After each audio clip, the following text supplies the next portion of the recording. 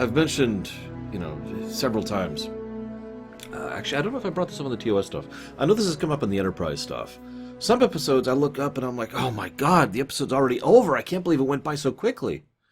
Some episodes I look at and I'm like, oh my god, I'm only a third of the way through this thing? Why is this taking so long? They're the same length. It is the density and the usage of that duration that really matters, not the length, obviously, which is something I keep pushing as an idea lately because, it's come up a lot in the video game reviews. But this is just so boring. Oh my god.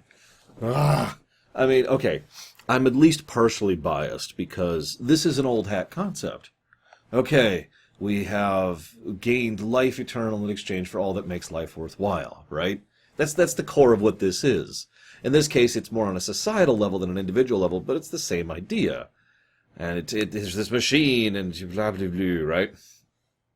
And I'm like, what the heck is wrong with this episode? So I pull up my book here, right? I open it up and I'm like, all right, what do you have to say about this episode? Let's see here. Nothing. No, seriously. There's an entry here. This lists it as episode 20, Return of the Archons. Original air date, February 9th, 1967, written by Boris Sobelman, story by Gene Roddenberry. Here's the director, which is Joseph Pevney. Here's the guest stars. Here's the summary of the episode. That's it. This is the first time ever that I have actually had literally no information on the behind-the-scenes perspective of an episode from this book. That has never happened to me before. Maybe that's a sign. I do have some behind-the-scenes info for you. You remember how we mentioned how there were, there's a Venn diagram of the original pilots, and only one of them was in the middle? I forget which one, but we've already covered it. This was in the first pilot bundle, the bundle that includes Mudd's Women, which I guess actually has to be it now that I'm thinking about it. Mudd's Women and The Cage. So there's Mudd's Women, The Cage, and Return of the Archons were the original pilot things that Roddenberry put together treaties on in order to try and still sell Star Trek to the networks. Thank God they didn't pick this one. I actually like The Cage, and ironically, it has some issues, and Roddenberry's writing style has some flaws to it, which are relevant here, too, as well. But for the most part, it's okay. Mudd's Women was crap, and this is boring. So I guess we got the best possible option there. Naturally, they got to 40 acres to film this sucker, something we've already seen in Miri, and something we will see again in City on the Edge of Forever. I mentioned the writer thing, and I keep talking like Roddenberry wrote this. That's because he did, but the actual teleplay was put together by Boris Sabelman? It doesn't matter, because he'll never write anything for Star Trek ever again. And we've talked about Pevney before. So, okay. The episode starts out good, and there's some good stuff on display. Check this out. So first, the music is bad. Okay, I said I'd start on a positive thing, but I have to point that out. The dubbing is also weird. They dub over the guy's dialogue, not Sulu, the other one. Sulu looks really good in his outfit, by the way. I wish I looked that good in a shirt, or in a dress uniform. Anyways, so then Sulu's like, oh my god, we have an emergency. Beam up request, please, it's super emergency. And it's like, okay, sure, thanks, Scotty, beam them out of there immediately. Okay, and then 30 solid seconds pass before Sulu is finally beamed up. 30 seconds. Now, that may not sound like a long time, but in an emergency situation, that is an eternity. To really try and get this across, I want you to imagine that you're driving down the highway at 80 miles an hour or whatever that is in kilometers per hour. It's fast, right? Reasonably fast, okay? So you're zooming down the highway, and then an accident happens right in front of you, and you now can't take any actions for 30 seconds.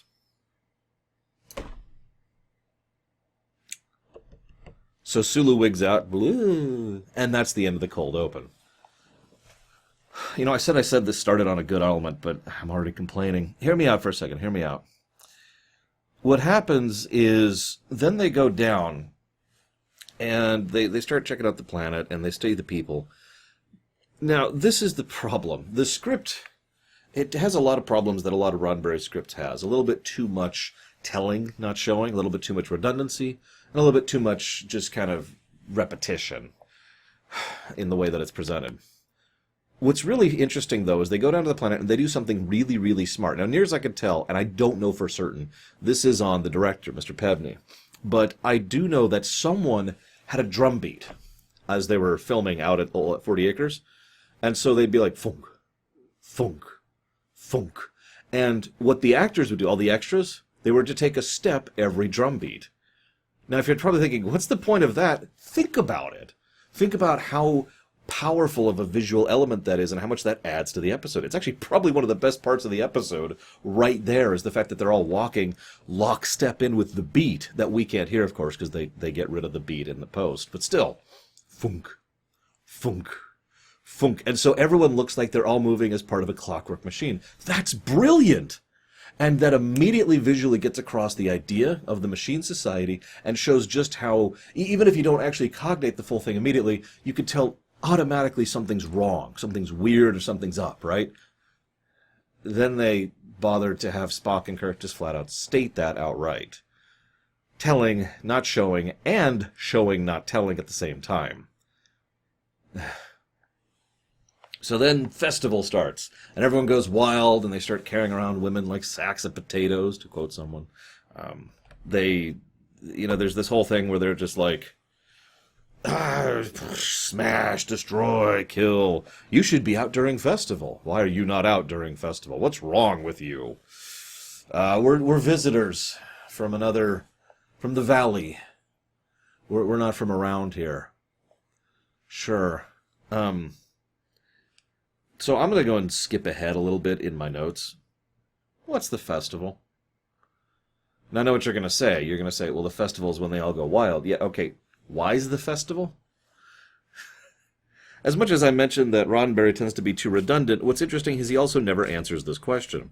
It is never stated why Landru, the machine, which is re-emphasized 15 times because of repetition, to be only interested in the body and the perfection, and there must be the everything must be smooth and in order, right?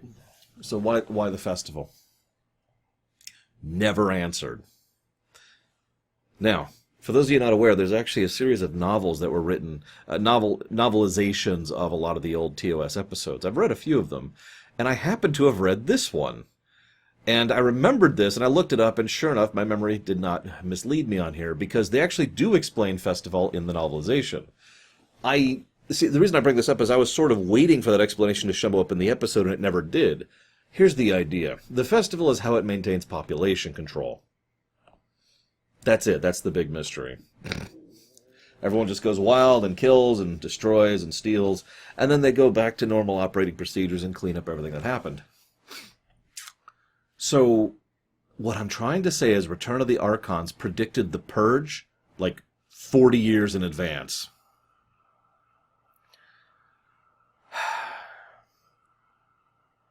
This episode is I have so little to say about this episode. We talked about the festival. We talked about how they're incapable of disobedience.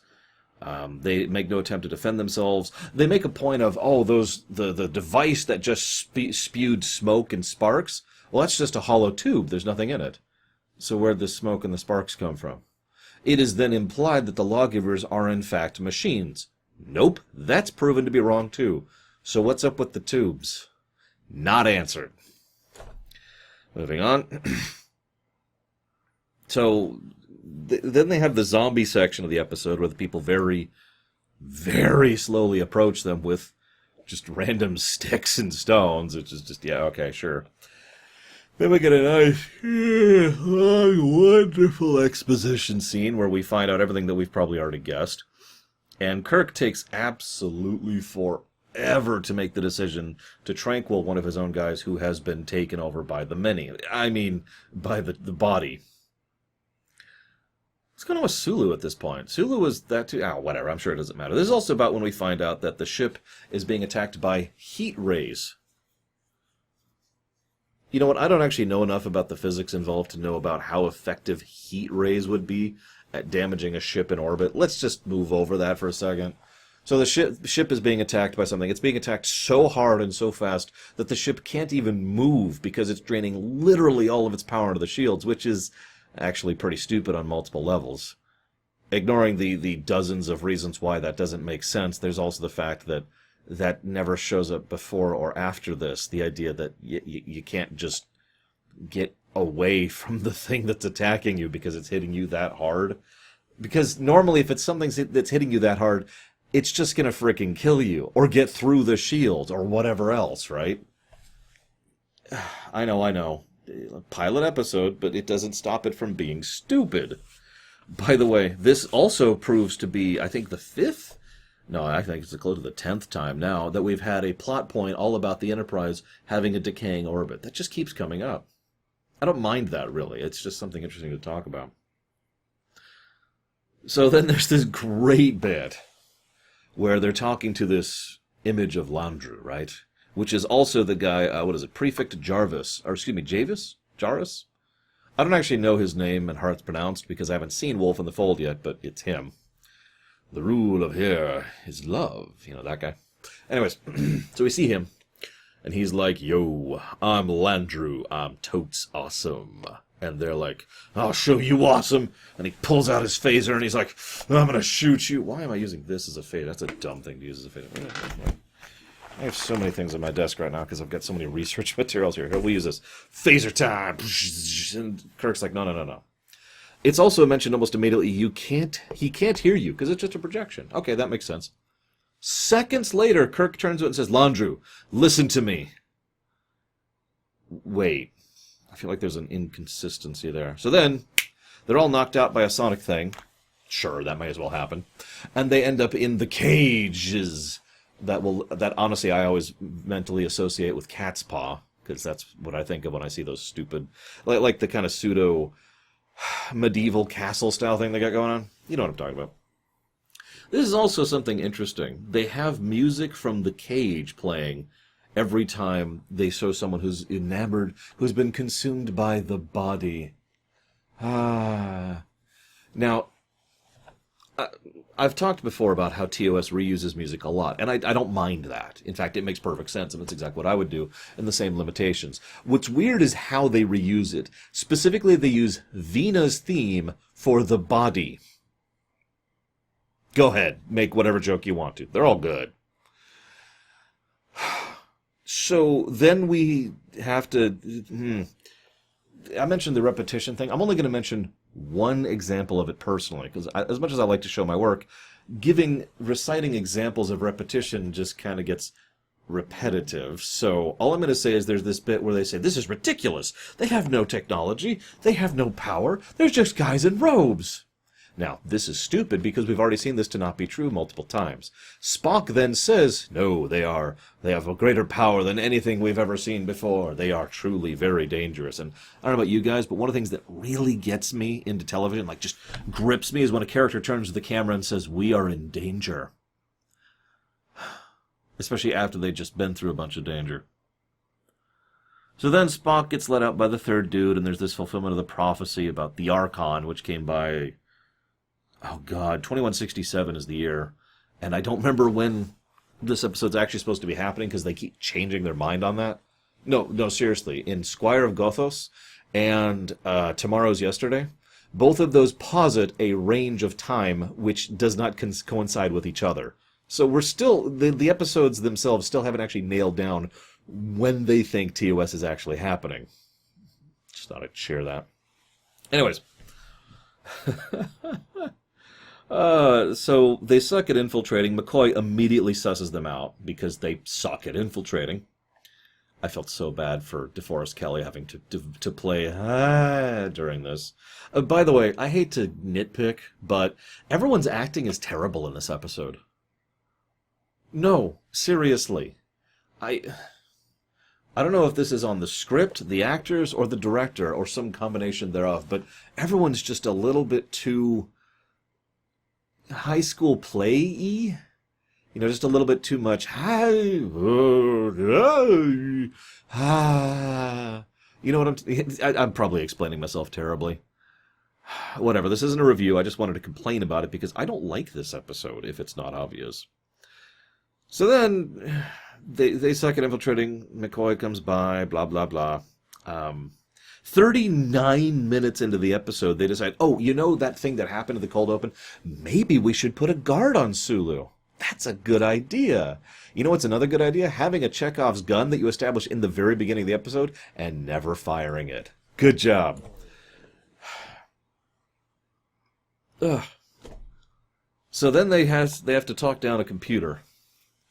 This is technically the first time that's happened, but it's not really a first because Kirk has talked down this before. You remember what little girls are made of. He's already logicked his way through androids and computers before. So this isn't actually the first for that, sorry. It's a good thing, too, because the way he does it is terrible.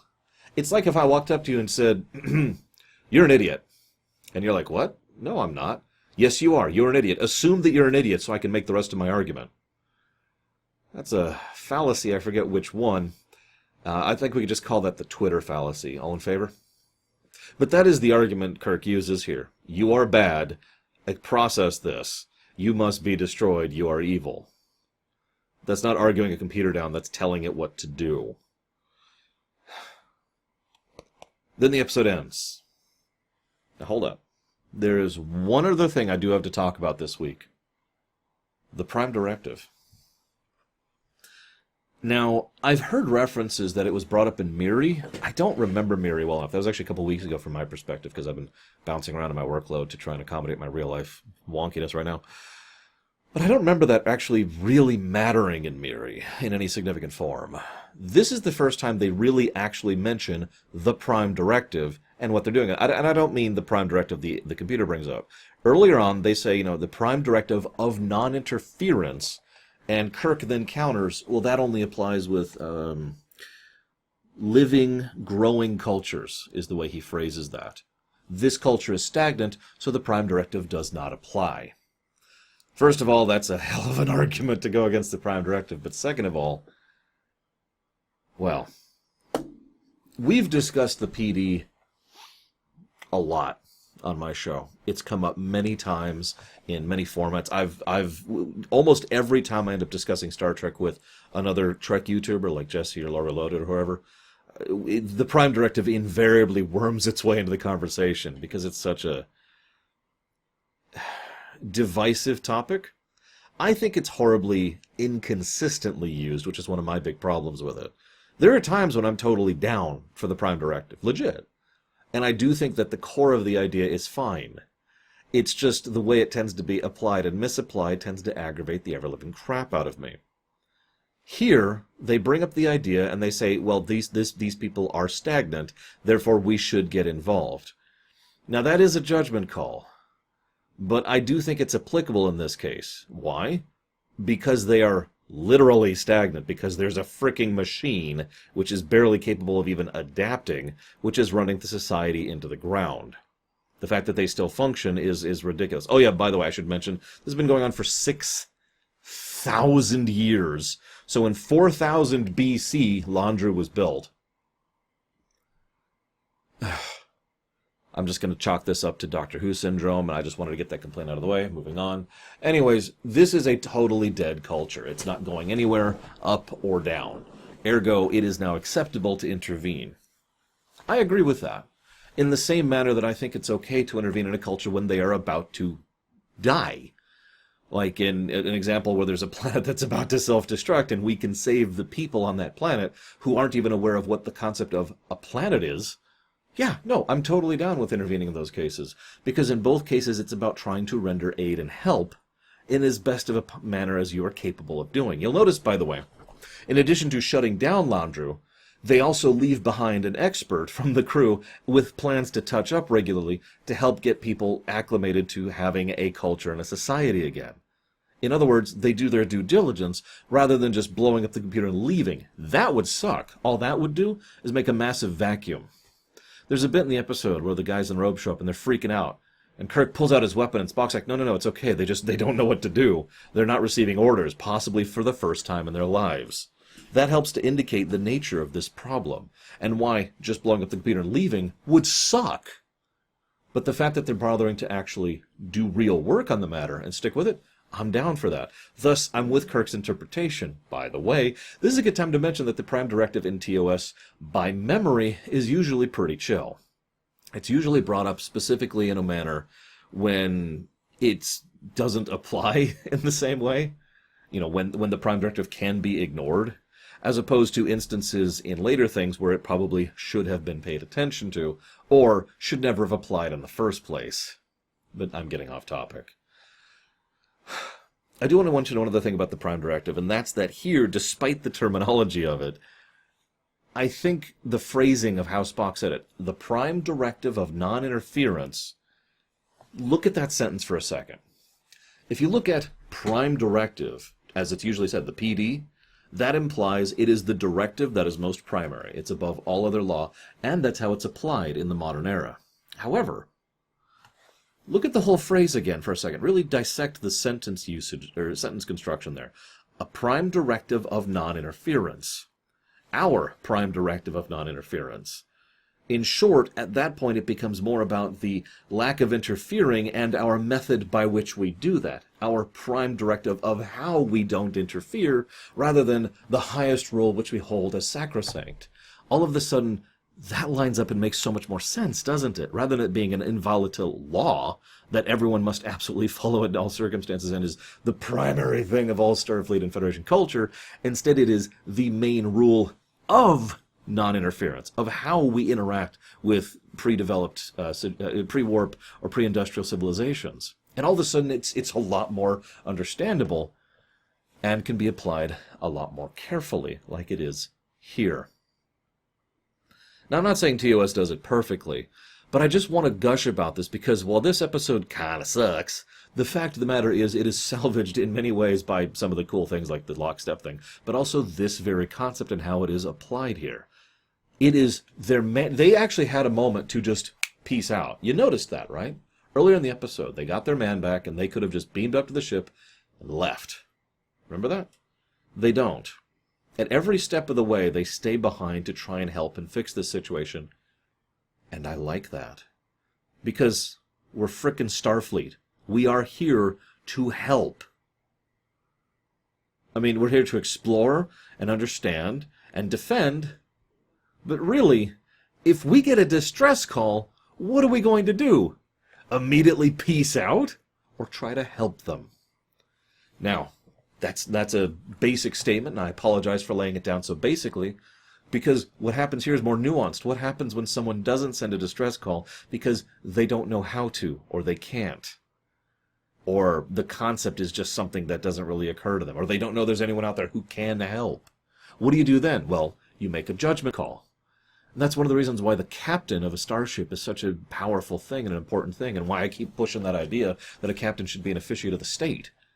Because then they would be able to make such decisions on the fly with the information available, because they're the one in the trenches, they know the circumstance and situation, and they're able to make that call, rather than sending some reports back to command and having a group of people in a room who are nowhere near and nothing to do with the actual situation, then come up with the call and then send it out to the captain. Don't mistake me. There's a value in the concept of a council, especially in a thing like, say, the TNG era, where everything is much more normalized and much less volatile. But when you've got 12 Constitution-class ships out there, and you have a unsteady situation, and you're on the frontier, you need that response time. You need a response team, and that's what your ships are, with the captain being the head of it. Ergo, the captain being able to look at this and say, well, given our prime directive of non-interference, we should peace out. And then they leave, or, given our prime directive of non-interference, these people need our help, let's help them. Food for thought. I hope you'll forgive me for going on yet another PD rant. I swear that's the only big one I planned for all of TOS. I'd always planned to go on that rant the first time it really came up, which is this episode. The PD will be coming up a few more times. We'll discuss it as we go. But that's the big one. Ladies and gentlemen, I hope you enjoyed. I'll see you next time.